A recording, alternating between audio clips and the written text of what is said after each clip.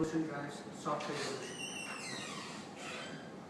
It means change in requirements. Change in requirements drives change in software. My first slide is not related to software engineering. Still, this slide supports a statement that is things for which changes. I have listed some worst prediction in the technological history predicted by technological icons. Like, I think there is a real world. Market for maybe 5 computers. It is predicted by Thomas Watson. This is president of IBM in 1943. But after the introduction of PC system by IBM, now almost all households they have PC personal computer at home. Another prediction is computer in future may weigh no more than 1.5 tons. Now we can see that some laptops they weigh only 2 to 3 pounds. Similarly, I want to skip this. 2 years from now, spam will be solved. It is predicted by Bill Gates. But now 92% of our emails are spams. That's why things changes. Always things changes.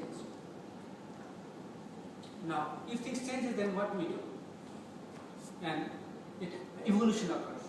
What do you mean by evolution? Actually, evolution means changes or progress. Literal meaning. And what happens if there is change in software? Then if there is changes in software, it's called software evolution.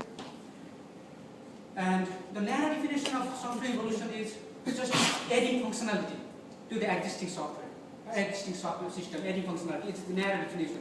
But broad definition is the process of making changes over the time. It means whatever changes we make, that's evolution software. And software evolution is classified into 3 categories. One is software maintenance.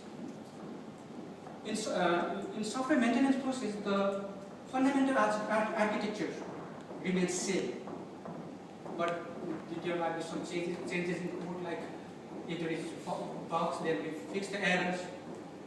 And architectural transformation. Architectural transformation means the underlying architecture of the system changes. Suppose if the system is need to be transferred from 2-tier architecture to 3-tier architecture, then we need to apply the architectural transformation approach. Like, and another example is from central to distributed system.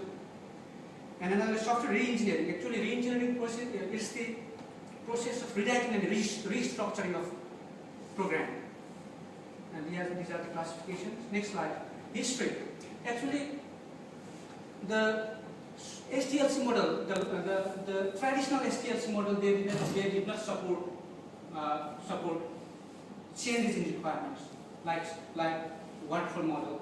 It only support like bug fixing and something. But later version of SDLC model, they adapt changes requirements like agile, spiral model, evolutionary model, and prototyping, rapid application development. These all supports changes requirement changes. And there are 2 maintenance philosophy. It also makes this adaptation of this maintenance philosophy also makes huge difference in maintaining. One is throw it over the wall.